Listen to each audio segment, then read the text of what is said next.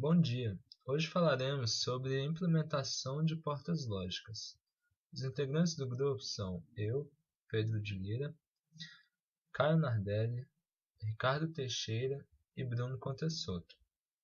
O principal objetivo deste trabalho é esclarecer o que são portas lógicas e como são implementadas, além de citar exemplos de tipos de portas lógicas e de implementações. Os computadores consistem em um conjunto de circuitos que executam operações lógicas manipulando sinais digitais. Existem diversos tipos de circuitos, com diferentes finalidades, mas todos recorrem ao uso de componentes elementares. As portas lógicas.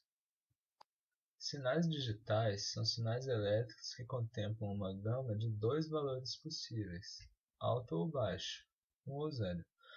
Como esses sinais são representados por dois dígitos possíveis, é possível a utilização da álgebra booleana como notação para esses sinais. A álgebra booleana é uma álgebra criada por George Boole, que consiste em diversas operações, definições e identidades aplicadas a números binários. Ou seja, a álgebra booleana pode descrever circuitos que lidem com sinais digitais. Portas lógicas são circuitos que permitem a execução de uma operação booleana sobre suas entradas, gerando uma saída correspondente. Existem três operações básicas na álgebra de Boole: as operações NOT, AND e OR, que serão apresentadas mais à frente. Uma porta lógica de n entradas possui 2 elevado a n possibilidades de saída, sendo possível representar essas combinações através de uma tabela, chamada tabela verdade. Só para esclarecer, agora quando eu falar verdadeiro ou falso, eu vou estar me referindo aos sinais alto ou baixo, 1 ou 0, entendeu? Aí estão alguns exemplos de portas lógicas e suas respectivas tabelas. A primeira delas, e a mais simples, é a porta NOT, também conhecida como inversora. Ela permite apenas uma entrada e executa uma operação sobre essa entrada. Se a entrada for falsa, a saída vai ser verdadeira. Se a entrada for verdadeira, a saída vai ser falsa. É uma porta que ela basicamente vai inverter o estado da entrada. A próxima porta aí é a NAND. Ela é a negação da AND. Antes de falar dela, eu gostaria de falar da AND. A AND é uma porta que vai admitir uma saída verdadeira apenas quando suas duas entradas forem verdadeiras. Ou seja, no caso aí, o exemplo retrata duas entradas, mas ela pode ter mais de duas entradas. Como ela tem duas entradas aí, ela vai ter 2 elevado a n possibilidades de saída. No caso, 4 possibilidades. O único caso, a única possibilidade da saída ser verdadeira vai ser quando ambas entradas forem verdadeiras. Daí você já pode imaginar agora o que a NAND faz. A NAND é a negação da AND. Ela vai inverter a lógica da AND.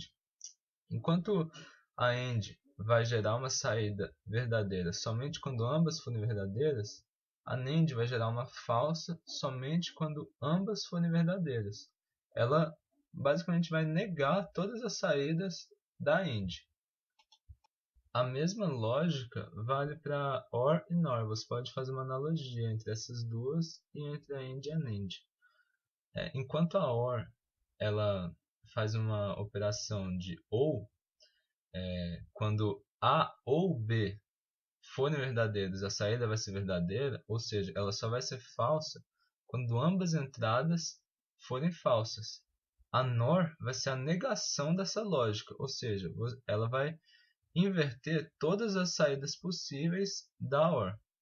Essas 4 portas, no exemplo, têm 2 entradas, mas como eu já falei, elas podem admitir mais entradas. Elas só são operações lógicas, que podem ser aplicadas a diversas variáveis que representam sinais de entrada. Todas as portas aí representadas, elas têm esses desenhos aí, associados a cada uma delas, que vão identificá-los no projeto de circuitos. É possível relacionar sinais de entrada com suas respectivas saídas, através de funções booleanas. Tais funções são formas mais compactas de descrever a lógica de um circuito, além da relação entre sua saída e suas entradas. Por exemplo, a função aí que eu citei, ela realiza as 3 operações básicas. O mais representa a operação OR. A multiplicação implícita aí representa a operação AND. E o tio representa a operação NOT. Ou seja, o que essa função está expressando aí? Ela está expressando que sua saída vai depender dos sinais de A, B, C e D, além das operações sobre esses sinais, além da forma com que esses sinais se conectam. Por exemplo, F é igual a C e A mais B ou a negação de D. Essa saída vai ser verdadeira, a saída de F vai ser verdadeira quando um dos dois termos dessa expressão for verdadeiro.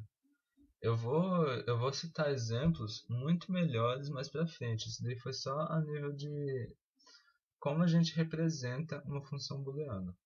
Diferentes circuitos podem realizar a mesma tarefa. A equivalência de circuitos pode ser provada utilizando a álgebra booleana. Esse é um dos motivos dela ser considerada uma grande ferramenta no projeto de circuitos.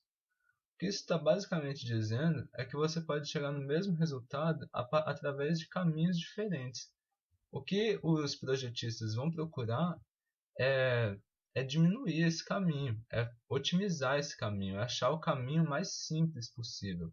E a álgebra booleana é uma ferramenta que permite isso. Ela permite que você analise uma função e sua relação com suas entradas e permite você pensar numa forma ótima daquela função.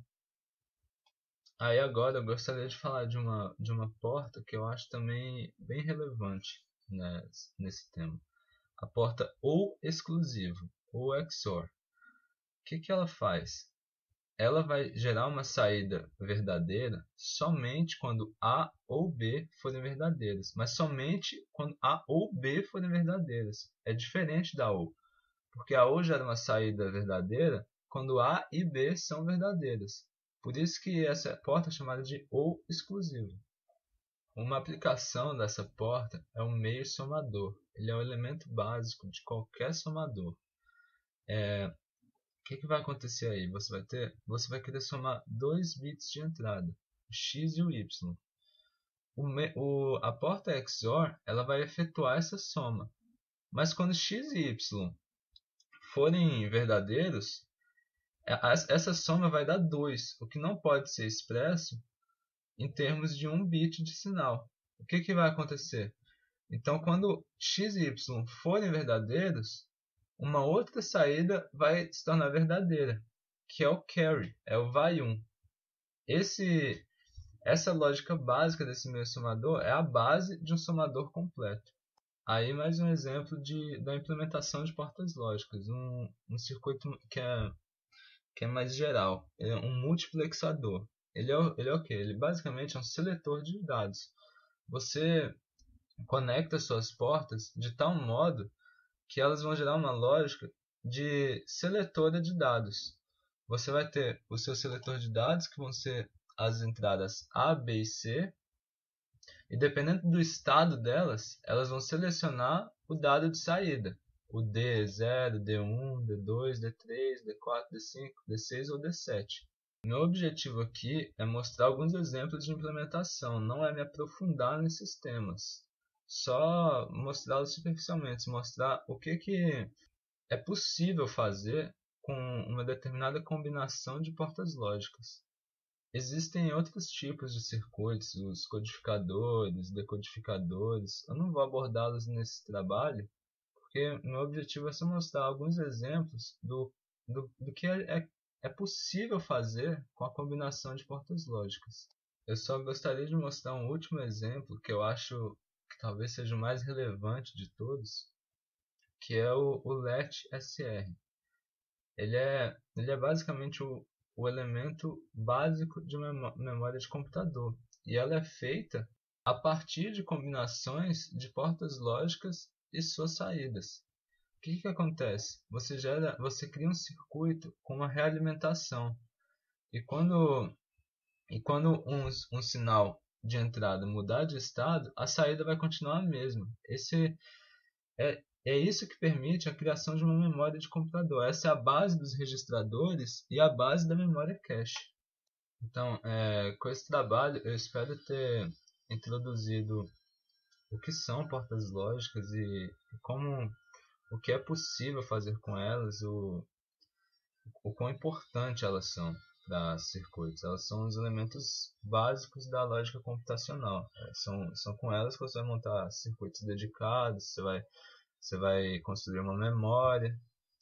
Elas são os elementos vitais de qualquer computador. E eu espero que eu tenha esclarecido pelo menos o conceito disso tudo.